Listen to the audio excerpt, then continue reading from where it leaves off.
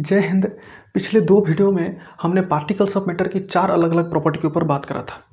मैं चाहता तो आपको 1-2 प्रॉपर्टी ज़्यादा बता सकता था, लेकिन मैंने ऐसा नहीं करा क्योंकि आप क्लास 9th का कोई भी किताब उठा लो, आपको वही 4 प्रॉपर्टी देखने को मिलेगा जो मैंने बताया था। इसलिए मुझे ज़रूर नहीं लगा। हालांकि अगर आप चाहें तो गूगल से सर्च कर सकते हैं, आपको देखने को मिल जाएगा।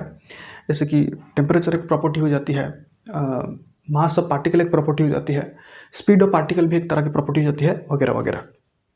खैर, तो आज इस वाले वीडियो में हम बात करेंगे कि ये 3 चीज़ें क्या होती है। वैसे तो आपको थोड़ा बहुत आइडिया लग गया होगा 3 चीज़ें क्या होती है, लेकिन हम इनके ऊपर एकदम डीप से बात करेंगे क्या होता है। ठीक है, तो अगर आपको याद हो तो केमिस्ट्री का सबसे पहला वाला वीडियो मैंने बताया था कि प्रॉपर्टी 2 तरह की होती है। पहला आपका हो गया फिजिकल प्रॉपर्टी, दूसरा हो गया केमिकल प्रॉपर्टी। और मैंने आपको यह भी बताया था कि फिजिकल प्रॉपर्टी के हिसाब से मैटर 3 तरह का होती है, which is solid, liquid and gases. तो आज इस वाले वीडियो में देखेंगे कि ये सॉलिड क्या होता है और आखिर सॉलिड को रिजिड क्यों कहा जाता है। वहीं अगले वाले वीडियो में देखेंगे कि लिक्विड और गैसेस क्या होती है और इनको फ्लूइड क्यों कहा जाता है। ठीक है, तो शुरू करते हैं। शुरू करने से पहले आप थोड़ा ये समझ लीजिए कि रिजिड क्या होता है, रिजिड बॉडी क्या होती है। देखो, ऐसा बॉडी जिसको बेंड करना बहुत मुश्किल हो या फिर जिसको बेंड ही नहीं किया जा सकता, मतलब जो फ्लेक्सिबल नहीं हो, इनफ्लेक्सिबल हो। ठीक है, इसलिए उसको ही कहते हैं रिजिड बॉडी। इसलिए मैंने लिखा है रिजिडिटी। मतलब देखो, रिजिडिटी और रिजिड दोनों मिले जुले शब्द है, कोई अलग नहीं है। ठीक है, देखो, जो बॉडी रिजिडिटी प्रॉपर्टी शो करते हैं उसको कहते हैं रिजिड बॉडी। ठीक है, इतना ही और कुछ नहीं। तो दोनों मिले जुले शब्द है, कोई अलग नहीं है। ठीक है, इसलिए मैंने लिखा है it is the tendency of matter to maintain their shape even after subjected to external force. Tendency मतलब प्रवृत्ति, मतलब एक तरह से प्रॉपर्टी समझो।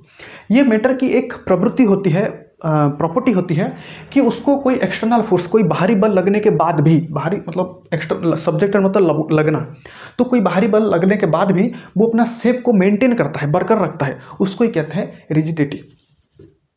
एग्जाम्पल के लिए आप ईंट को लेकर चलो। ईंट एक रिजिड बॉडी है। आप देखना, ईंट को आप बेंड नहीं कर सकते। ठीक है, हो सकता है वो टूट जाए, लेकिन वो बेंड नहीं होगा। वो आखिरी दम तक कोशिश करेगा, उसको जितना भी फोर्स लगाओ वो कोशिश करेगा वो अपने शेप को मेंटेन रखे, उसको ही कहते हैं रिजिडिटी। अब वो रिजिडिटी प्रॉपर्टी शो करता है, इसलिए ईंट क्या है, एक रिजिड बॉडी है। ठीक है, देखो यहाँ देखो, हमारे अगल बगल जितना भी चीज़ है ना, जितना भी चीज़ आप देख रहे हो, ज़्यादातर चीज़ सॉलिड मैटर है। जैसे कि ये व्हाइट बोर्ड क्या है, एक सॉलिड है। ये ट्राइपॉड स्टैंड, ये कैमरा, ठीक है, ये घर, ये कमरा, हाँ, आप जिस कमरे में बैठ के पढ़ाई कर रहे हैं, वो किताब, वो कुर्सी, टेबल, ये बिस्तर, ये सब क्या है, ये सब सॉलिड मैटर है। वहीं लिक्विड की बात करें तो आप जो पानी पीते हो, जो पानी से नहाते हो, हैं, हमारे शरीर में जो खून दौड़ रहा है ना, जो कोल्ड ड्रिंक्स पीते हो, दूध पीते हो, वो सब क्या है, सब लिक्विड ही तो है। वहीं अगर गैसेस की बात करें तो हमारे अगल बगल क्या है, गैस ही तो है, कार्बन डाइऑक्साइड, ऑक्सीजन, नाइट्रोजन वगैरह वगैरह। हाँ, हम देख नहीं पाते वो अलग बात है, लेकिन है, हम जिंदा कैसे हैं फिर, है ना। तो ये है। तो देखो, अब मेरी बात ध्यान से सुनो। अगर मैं आपसे कहूं कि आप कैसे पहचानते हो कि ये सॉलिड है, तो आप कहोगे सर जिसका फिक्स्ड शेप हो, साइज हो, वॉल्यूम हो, वो सॉलिड है।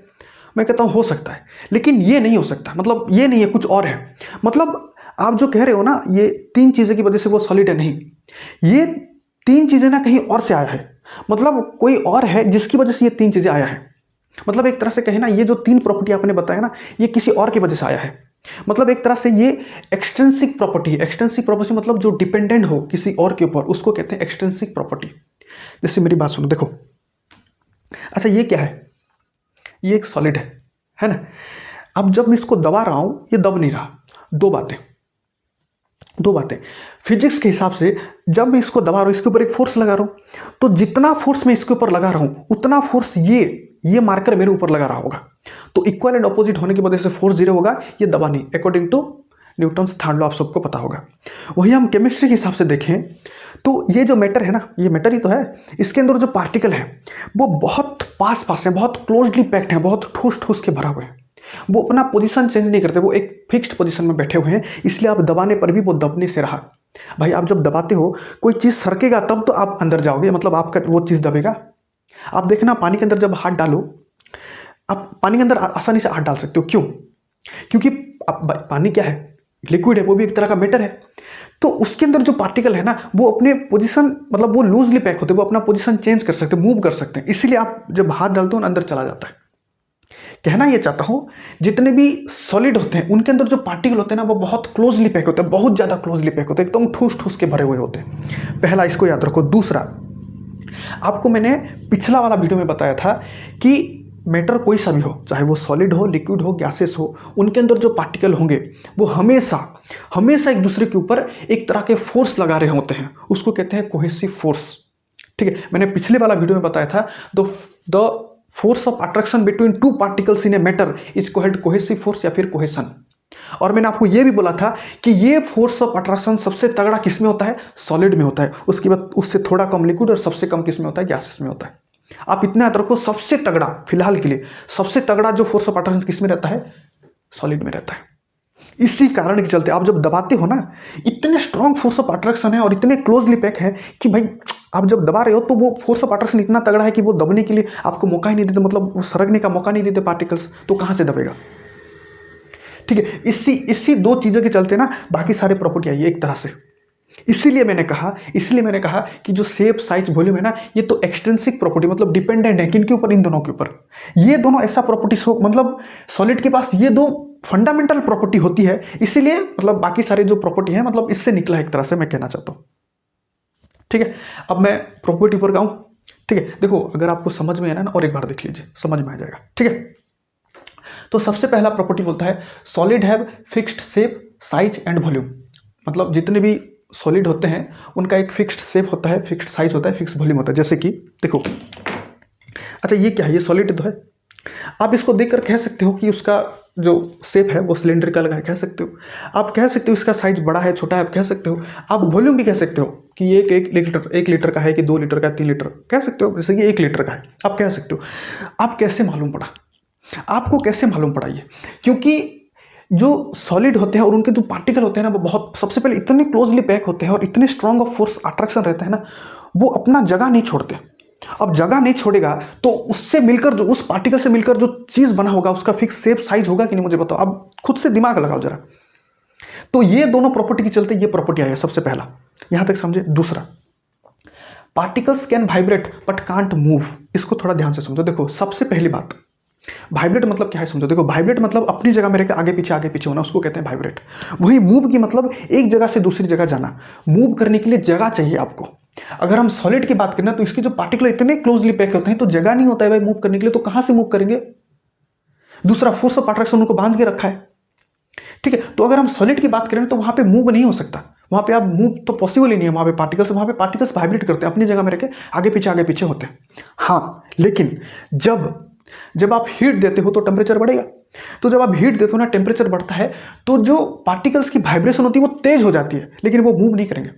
तो ये उनकी काइनेटिक एनर्जी बढ़ जाएगी जिसके चलते वो वाइब्रेशन तेज से करेंगे, लेकिन मूव नहीं करेंगे। भाई जगह, मूव करने के लिए जगह होनी चाहिए सबसे पहले। वहां पे तो इतने क्लोजली पैक है तो जगह ही नहीं होता, कहां से मूव करेंगे वो? ठीक है, तो इन केस ऑफ सॉलिड, हाँ अगर हम लिक्विड और गैसेस की बात करें तो वहां पे मूव पॉसिबल है। गैसेस में तो सबसे ज्यादा है, मैं आपको आगे बताऊंगा, लेकिन फिलहाल कितना याद रखो, सॉलिड की बात करें तो वहां पे पार्टिकल्स खाली वाइब्रेट करते हैं, मूव नहीं करते। ठीक है, वही थर्ड प्रॉपर्टी की बात करें तो बोलता है सॉलिड्स हैव हाई डेंसिटी। देखो डेंसिटी का फॉर्मूला आता है mass upon volume. Given volume में कितना मास है? मास मतलब कितने नंबर ऑफ पार्टिकल एकदम ठूस ठूस के भरे हुए हैं। अगर गिवन वॉल्यूम में ज्यादा पार्टिकल है, ज्यादा पार्टिकल एकदम पास हैं, तो मास ज्यादा होगा, और मास ज्यादा होगा तो वॉल्यूम मतलब डेंसिटी भी ज्यादा होगी। क्यों? मैंने आपको एक वीडियो में बताया था कि density is directly proportional to mass. Mass बढ़ेगा तो डेंसिटी बढ़ेगी। ठीक है, वही गिवन वॉल्यूम में अगर मास कम हो क्या मतलब? या तो पार्टिकल बहुत कम होंगे या तो बहुत दूर होंगे, दो बातें है कि नहीं? तो वहां पे जाहिर सी बात है डेंसिटी कम होगी। लेकिन अगर सॉलिड की बात करें ना तो देखो यहाँ पे जो पार्टिकल है वो बहुत क्लोजली पैक है, इतने क्लोजली पैक है तो ज्यादा होगा मास, तो जाहिर सी बात है डेंसिटी भी ज्यादा होगी। समझ में आया? वही चौथा प्रॉपर्टी की बात करें तो कांट फ्लो। जितने भी सॉलिड होते हैं वो फ्लो नहीं कर पाते। देखो इसको थोड़ा समझो। फ्लो करने के लिए एक प्रॉपर्टी होनी चाहिए जिसको कहते हैं फ्लूइडिटी। फ्लूइडिटी मतलब बहना, और कोई चीज तब बहेगा जब उस मैटर के अंदर जो पार्टिकल होंगे वो थोड़ा लूजली पैक्ड होंगे। अगर टाइटली पैक्ड होंगे तो वो फ्लूइडिटी प्रॉपर्टी शो नहीं करते। मैं आपको अगले वाला वीडियो बताऊंगा। मैंने बताया ना, बोला ना शुरुआत में कि लिक्विड और गैसेस फ्लूइडिटी प्रॉपर्टी शो करेंगे, वो उनको फ्लूइड क्यों कहा जाता है, मैं आपको अगले वाले वीडियो में बताऊंगा। इतना याद रखो कि जितने भी सॉलिड होते हैं उनके पास जो फ्लूइड प्रॉपर्टी होते हैं वो नहीं होता, वो बह नहीं पाते। क्यों नहीं बह पाते? क्योंकि उनके अंदर जो पार्टिकल है ना वो बहुत क्लोजली पैक होते हैं, वो एक जगह के दूसरे मतलब बहुत स्ट्रॉन्ग फोर्स ऑफ अट्रैक्शन रहता है, वो अपना पोजीशन ही चेंज नहीं करेंगे। तो जाहिर सी बात है वो कहाँ से बहेंगे? बहने के लिए मैंने क्या बोला, लूजली पैक होना बहुत जरूरी है। आप हीट देके टेम्परेचर बढ़ा भी देना तो वाइब्रेशन होगा, मूव नहीं करेंगे भाई। मूव नहीं करेंगे तो फ्लो कहाँ से होगा? ठीक है। वहीं पांचवा प्रॉपर्टी की बात करें तो बोलता है सॉलिड कांट कंप्रेस्ड मच। देखो, कंप्रेस करने के लिए सबसे पहले जगह होना चाहिए। ठीक है, दो बातें, वाइब्रेट करने के लिए भी जगह होना चाहिए, कंप्रेस होने के लिए भी जगह होना चाहिए। मानी देखो, मान के चलो ये मेरा हाथ एक सिलेंडर है, ठीक है, अभी मैं इसे दबा रहा हूं तो इसके अंदर जो एयर के पार्टिकल हैं, मतलब गैसेस में ना जो पार्टिकल होते हैं बहुत दूर दूर होते हैं, तो उनको कंप्रेस करना बहुत आसान होता है। इसकी बात करें तो भाई पहले से क्लोजली पैक है, पहले से एकदम एकदम कांच के भरे हुए, तो आप कहां से इसको ज्यादा कंप्रेस कर पाओगे? ठीक है, तो यहाँ पे कंप्रेशन बहुत ही मतलब एक तरह से कहीं तो जीरो है। ठीक है, हाँ बोलोगे सर हाइड्रोलिक प्रेस है तो क्या जा सकता है? भाई वो तो एक्सट्रीम कंडीशन हो जाता है ना, मैं आम बात कर रहा हूँ। ठीक है, नॉर्मली आप इसको कितना आप इसको कंप्रेस कर सकते हो, करो कंप्रेस नहीं कर सकते। क्यों? क्योंकि पहले से ही तो क्लोजली पैक है पार्टिकल, आप कहाँ से कंप्रेस करोगे? है कि नहीं? तो ये बात है। दूसरा, छठवां प्रॉपर्टी बोलता है can't fill the container complete. इसको थोड़ा ध्यान दो। बोलता है कि जो मतलब जो सॉलिड के जो पार्टिकल होते हैं वो किसी भी कंटेनर को पूरी तरह से नहीं भर सकते। देखो, ऐसा इसलिए क्योंकि वही मैंने बोला ना, देखो इसी दो चीजें से सारी प्रॉपर्टी निकली है, यही दो फंडामेंटल प्रॉपर्टी है, मेन प्रॉपर्टी है दोनों। ठीक है, अब क्लोजली पैक होंगे तो उनका पोजीशन फिक्स होगा, पोजीशन फिक्स होगा, वो अपना जगह नहीं छोड़ेंगे, अपना जगह नहीं छोड़ेंगे तो वो कंटेनर को पूरी तरह से नहीं भरेंगे। जैसे कि एग्जाम्पल के लिए आप एक काम करने, कंटेनर लो, एक डब्बा लो, वहाँ पे आप कुछ भी डाल दो। देखो चीनी भी तो एक तरह का सॉलिड है, नमक भी एक तरह का सॉलिड है। आप एक काम करना, चीनी लेके देखो, आपको समझ में आएगा। आप चीनी को कंटेनर से ना पूरी तरह से भर लो, एकदम ऊपर टॉप तक भर लो। ठीक है, आपको लग रहा होगा कि पूरी तरह से भर गया है, आपको लग रहा होगा पूरी तरह से भर गया, लेकिन अगर ध्यान से देखो ना, ध्यान से देखो, एक चीनी का दाना और दूसरे चीनी के दाने के बीच थोड़ी थोड़ी गैप होती है। ठीक है, अगर आप 2-3 गिलास पानी डाल दो ना तो देखना पानी चीनी के साथ मिल जाएगा। भाई अगर जगह नहीं होता तो पानी तो नीचे बह जाता, नीचे चला जाता, मतलब वो तो गिरे, बिल्कुल गिरा ही नहीं। क्यों? क्योंकि एक पार्टिकल मतलब एक चीनी का एक दाना और दूसरे दाने में जो थोड़ी बहुत गैप है ना, वहां पे जाके आपका पानी बैठ गया। तो ये बात बिल्कुल सच है, can't fill the container completely, मतलब पूरी तरह से कंटेनर को नहीं भर पाते। ठीक है, वही सबसे आखिर वाला प्रॉपर्टी है, हो सकता है आपको समझ में ना आए, क्योंकि अगर आपको ये नहीं पता डिफ्यूजन क्या होता है आप समझ नहीं पाओगे। ठीक है, बोलता है possesses the property of diffusion but very slow. देखो, मैंने आपको वीडियो में बताया था कि डिफ्यूजन क्या होती है, मैं और एक वीडियो बनाऊंगा जहां पे मैं बताऊंगा कि डिफ्यूजन क्या होती है और सॉलिड लिक्विड गैसेस में डिफ्यूजन कितना होता है, कम ज़्यादा वगैरह वगैरह समझाऊंगा। फिलहाल के लिए आप इतना याद रखो, डिफ्यूजन मतलब intermixing of particles of different types of matter on their own.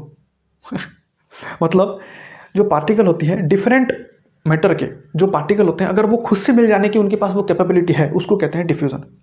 हो सकता है आपको समझ में ना आए, बस इतना याद रखो। अगर हम सॉलिड की बात करें ना तो वहाँ पे डिफ्यूजन होता है, ऐसा नहीं कि नहीं होता है, होता है लेकिन बहुत ही कम होता है।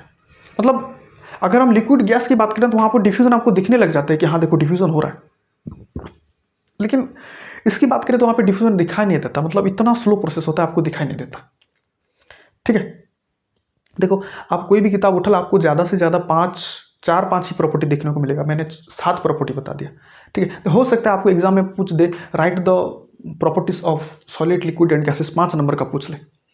ठीक है, तो आप 5-5 पॉइंट भी लिख ले, प्रॉपर्टी भी लिख लेते हो तो आपको 5 से 5 मिल जाएगा। मैंने तो 7 बता दिया, आप कोई सा भी आप जो आपको ठीक लगे उस हिसाब से आप लिख सकते हो। ठीक है, तो इतना ही था, मिलते हैं अगले वीडियो में, तब तक के लिए जय हिंद जय भारत।